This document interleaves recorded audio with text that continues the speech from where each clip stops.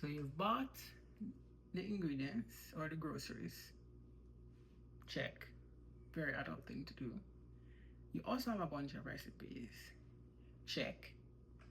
But somehow dinner is still not made. That's a problem. And you might think that what's missing is, or what you need is maybe motivation, a certain time, maybe you need a particular skill set. Maybe those things are the things you're thinking are missing, or is one of those things is missing.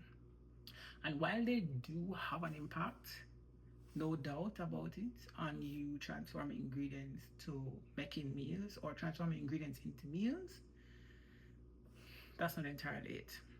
And by the end of this video, you're going to understand what that missing step is. So let's go back to the groceries. Buying groceries is the solution to a particular problem. And that problem is when you open the cupboard or when you open the fridge and you're low on food or you're out of food. So I need to restock or there's no food. So I go grocery shopping. So that's the specific problem that grocery shopping solves. When you come home and you unpack all of that though, you still only have all these ingredients. And is therefore the challenge of I still need to turn these ingredients into a meal. So that's one problem.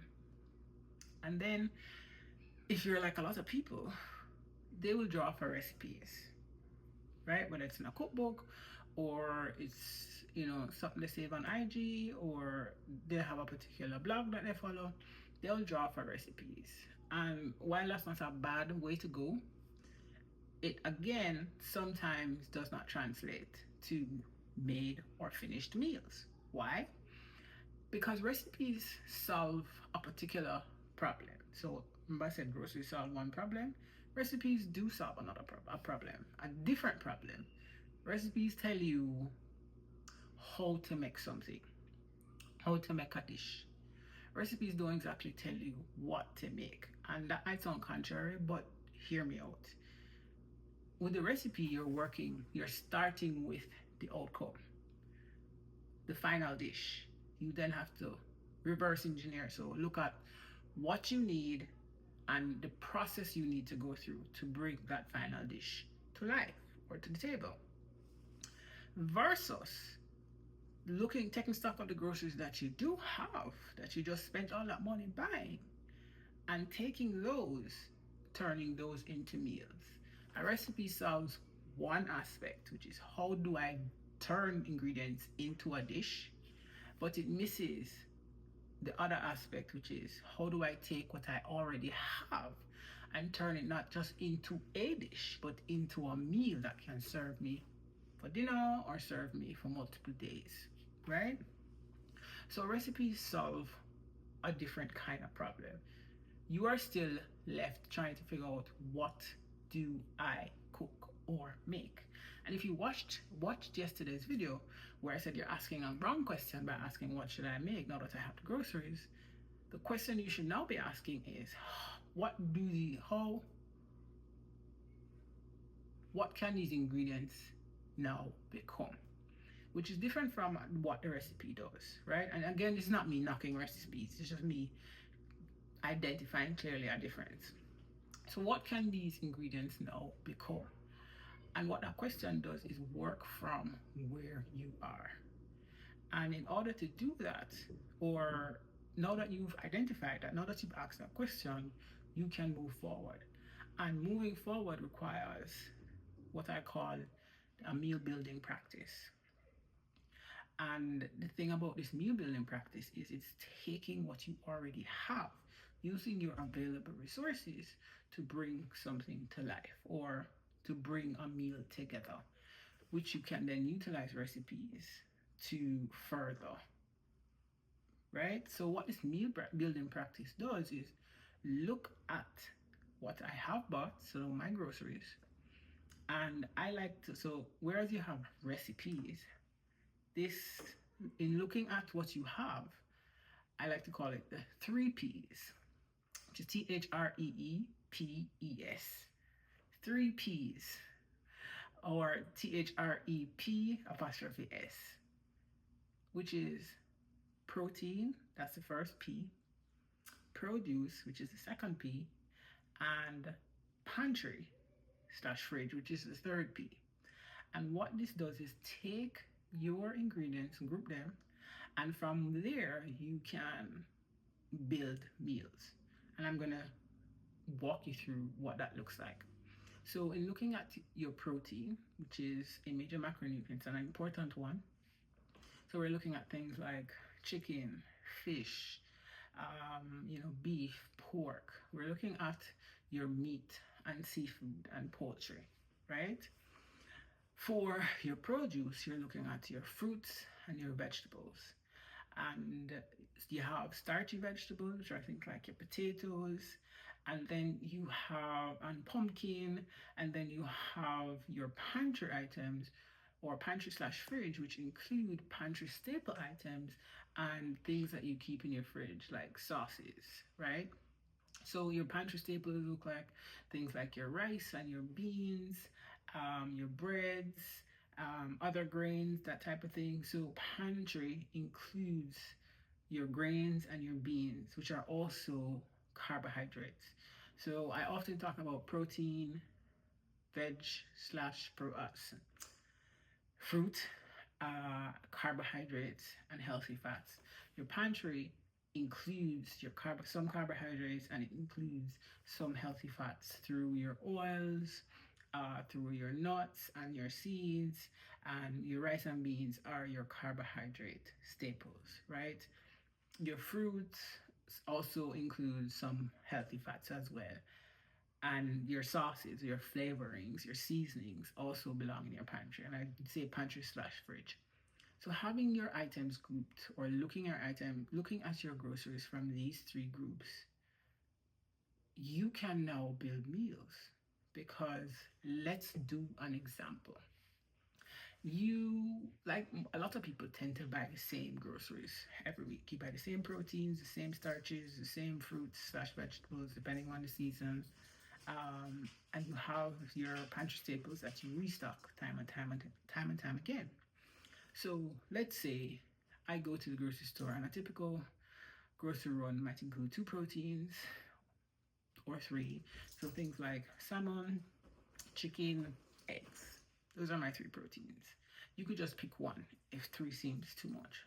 And then our produce might look something like, I don't know, broccoli, spinach, tomato, cucumber, lettuce, right? And then your produce could also include things like sweet potatoes or potatoes as a starch, or pumpkin or squash as a source of starch or carbs.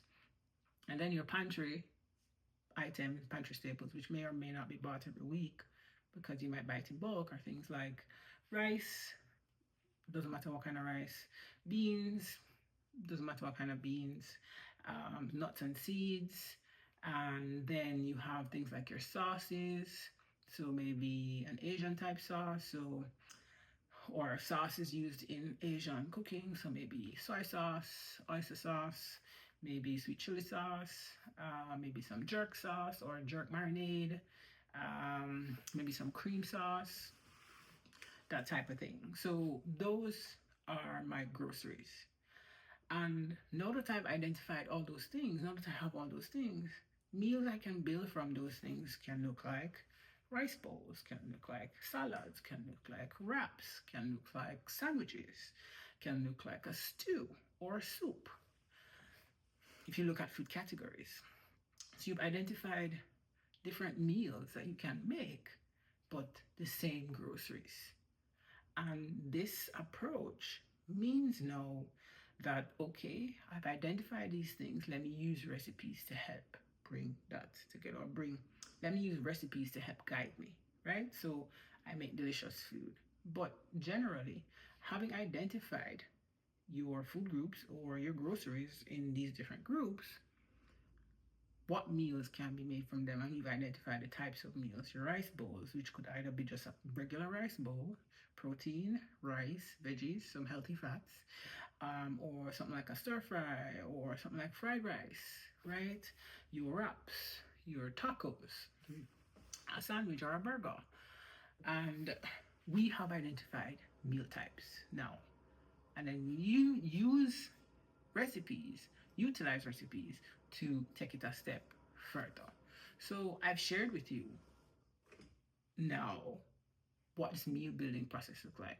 And then if you're to be a little more granular, any meal you put together, if you're looking to eat more balanced, you want to get the benefit out of your meal, or the maximum benefit, you think of it in four groups, or four, in terms of four things: protein, vegetable slash fruit,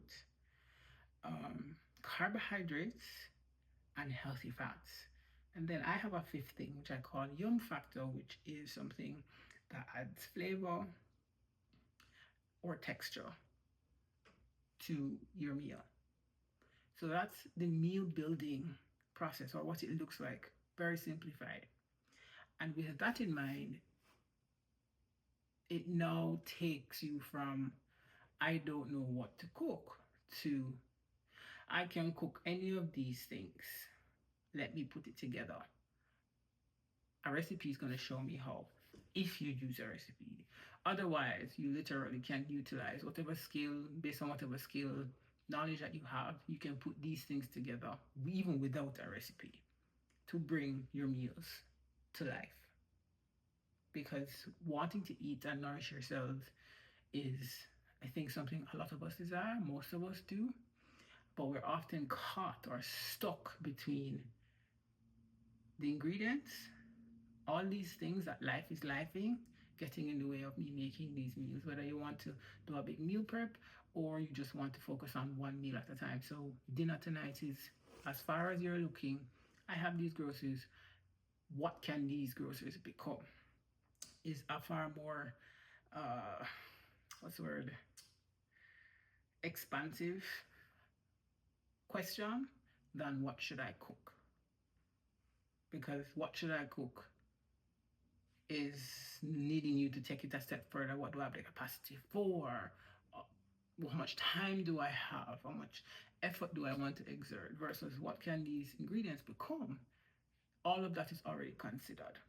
You already know your capacity. You already know how much time you have. You already know what your skill level is.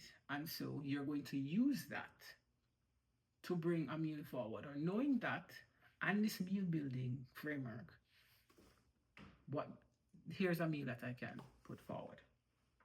So that is the missing step between your ingredients and made meals.